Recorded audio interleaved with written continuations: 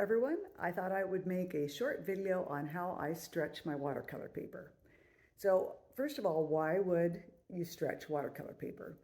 Well, um, when you use lots of water and paint on your paper, it's going to tend to buckle. And that means it forms these big, deep grooves that the paint and water tend to settle in. And if you pre-stretch your watercolor paper before you paint it, then it's not going to buckle quite as badly. And just makes it a little easier to paint. And if you're using 140-pound watercolor paper, and particularly if it's a larger painting, and you're planning on using quite a bit of water, you'll want to do this. Now, if you're using 300-pound paper, you don't necessarily need to stretch it. I don't as much care for the 300-pound paper, so I use the 140-pound and I stretch mine. So let's take a look at the materials you'll need to get started. So I stretch my paper here in my kitchen because you can see I have this big counter that allows me to stretch actually some pretty big pictures. The materials you'll need. Okay, first of all, you'll need your paper.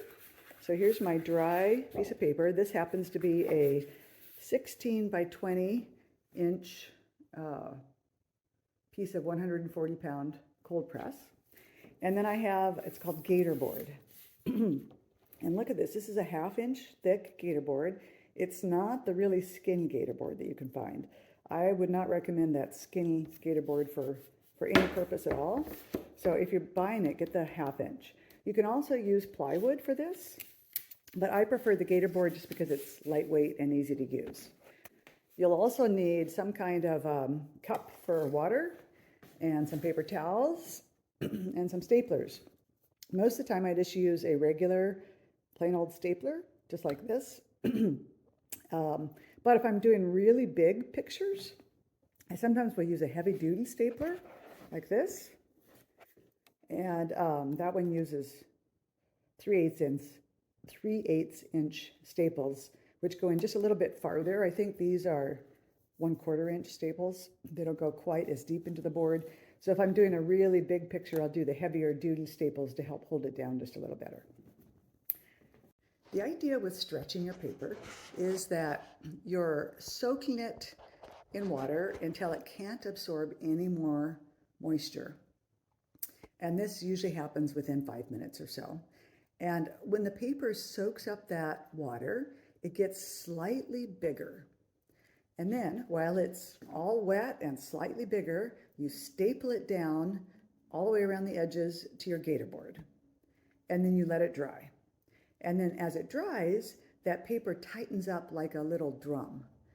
And so when you re-wet the paper later to paint on it, it doesn't have as far that it can stretch out of shape. So that's all there is to it. So I'm going to snag somebody to hold the camera, and I'll demonstrate how that's done. All right, so I have my cup of water here. Now, the reason I'm doing this on the counter is I have enough room to do it here. If you don't have a counter this big, you can definitely do this in your bathtub, and that's totally fine. But I'll just show you how I do it. So I take my water, and first of all, I just kind of pour it all over the surface of my dry piece of paper, which is just laying on top of the gator board. And then I'm going to take a paper towel, I'm going to wet it, and then I'm going to just use it to dab all over my paper. I'm not rubbing the paper, I'm just dabbing it. And I want to make sure that every single spot on this paper gets wet. And I'm going to come down here and check and make sure I don't have any dry spots. Get all the way to the edge. You have to be really sure that you're not leaving any dry spots. And then I'm going to leave this for a minute or so, And I'm going to flip it over and do the same thing on the other side. Okay, I've got some more water in my cup, and about a minute or so has gone by. I'm going to go ahead and flip my paper over. So now this is dry. This is the dry side that's up. I'm going to go ahead and pour water on it as well. I do keep a towel on the floor by my counter in case any water should overflow onto the floor. But most of the time I don't have that trouble. Now I'm carefully just patting, not rubbing, just patting my paper. The reason I don't want to rub it is I don't want to disturb the surface of the paper.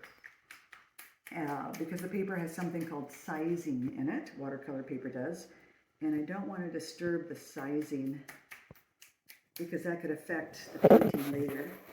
Okay, now I'm checking, did I miss any spots? Okay, looks good. I don't see any missing spots, so I'm going to leave this for a minute or so and I'm going to turn it back. All right, it's been a couple minutes. And you can see now how floppy my paper is starting to get. I'm going to go ahead and turn it back over. I don't need to add more water because I have plenty of water on this. I'm just turning it back over to the original side. Now, sometimes people ask me, does it matter which side of your paper is up? Maybe it does, but I've never really noticed a difference. I don't pay much attention to that, honestly. But certainly if you find one side makes a difference, you could always put a little X on that side in pencil, just a little tiny X to remind yourself that that's the upside. Okay, so you leave this for about 5 minutes total until it gets totally floppy like this. Then you know that the paper has soaked up as much water as it possibly can. So then I take my stapler, open it up, and I'm just stapling right around the edge. I'm putting maybe an inch and a half in between each staple. Going pretty close to the edge. I want to make sure that these staples are outside of the margins of where my picture is going to be.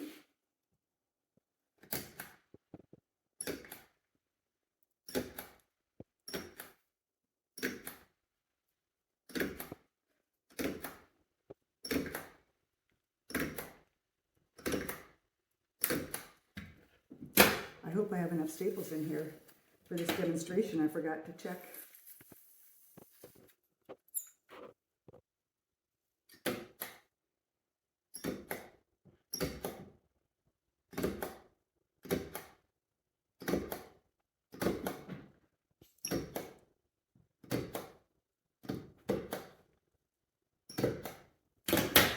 Okay, I'll turn it and do that last side. I'm doing this with the water still on top of it, which means my stapler is getting wet and I'm going to have to open it up and take the staples out and set it aside to dry before I put it away.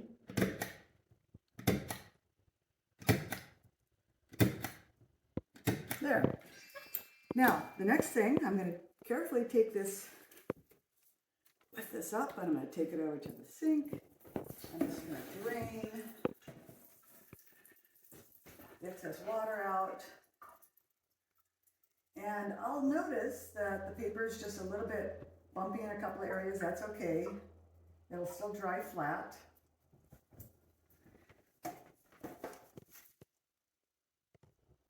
So at this point, it's wet, and I have to wait for it to dry. Usually that takes overnight. And so I'll just set it in my studio someplace where it can just dry overnight. Don't be tempted to try to draw on this before it's totally dry, and it takes a little while. Once it's dry, completely dry, then I can tape down the edges, and I'll put tape right over the top of the staples, and I can start my drawing and my painting. All right, I hope that helps. Thanks.